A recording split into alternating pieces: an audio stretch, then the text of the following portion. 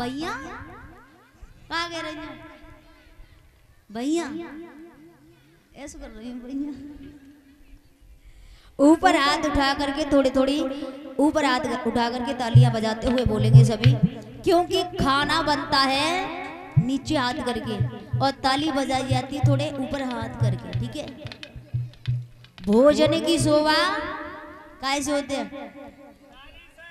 भोजन की शोभा, भोजन की शोभा थाली से, घर की शोभा घरवाली से, गांव की शोभा नाली ते, बाग की शोभा माली ते, भजन की शोभा ताली से, और बस ससुराली की शोभा। बात खू जानते लॉलीपॉप साली हो।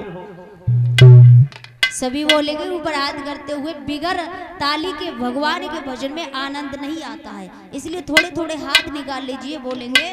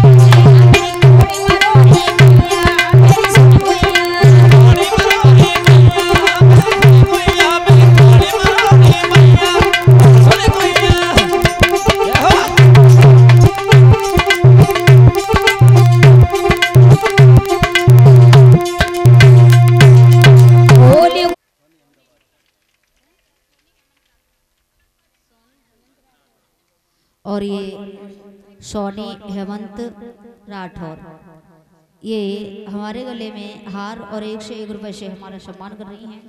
भगवान से प्रार्थना करते भगवान कन्हैया ने धर्म की ओर बढ़ाता रहे, समाज में सम्मान मिलता रहे, सदा सुहागिन बनी रहे, ठाकुर जी की दया दृष्टि इनके ऊपर हमेशा बरसती रहे। और ये 50 रुपए अजब सिंह राठौर, अजब सिंह यादव, इसी गांव निवासी 50 रुपए से सम्मान कर रहे हैं। परमात्मा इनके लिए आगे बढ़ाता रहे, धनधाम से भरपूर रखे। आ जाइए उसी प्रश्न की ओर। गंगा मैया की रमण रेती में बैठे हुए महात्मा सुखदेव जी समझाते हैं कि हे राजन परीक्षित, भगवान कन्हैया ने उसके बाद में बहुत सारी लीलाएं की हैं।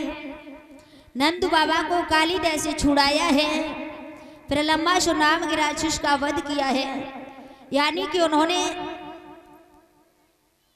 यहाँ तक गोपियाओं के चीरों को चुरा करके, चोर नहीं थे लेकिन चीर चुराए सबक सिखाने के लिए।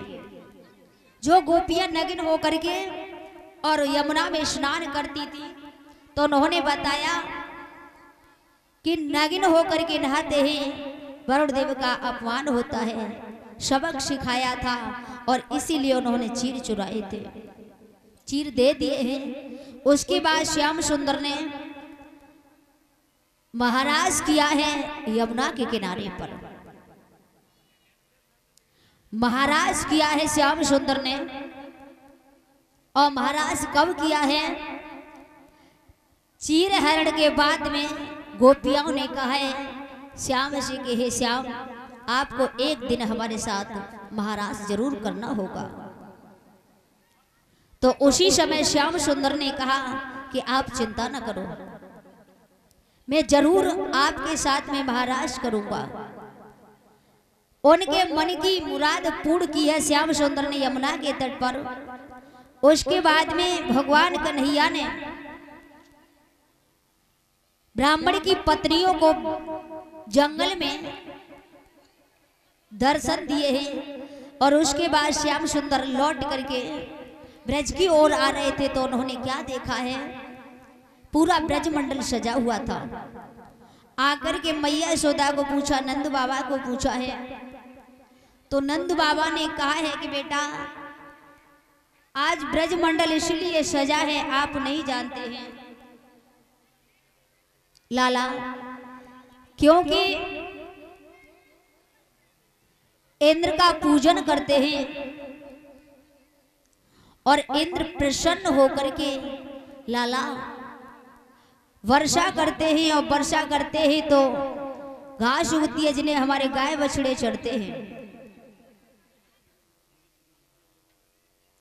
अनाज की उत्पत्ति होती है जिन्हें काट करके लाते हैं, तब धर्म का काम करते हैं लाला, तुम्हें नहीं पता है।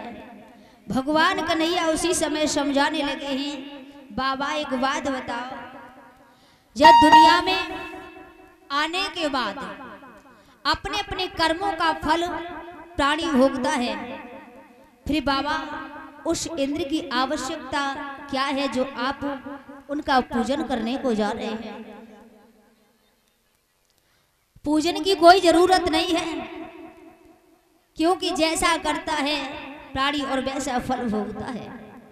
बाबा शायद एक बात नहीं मालूम है, लिखा है गोस्वामी तुलसीदास ने चौपाई के रूप में,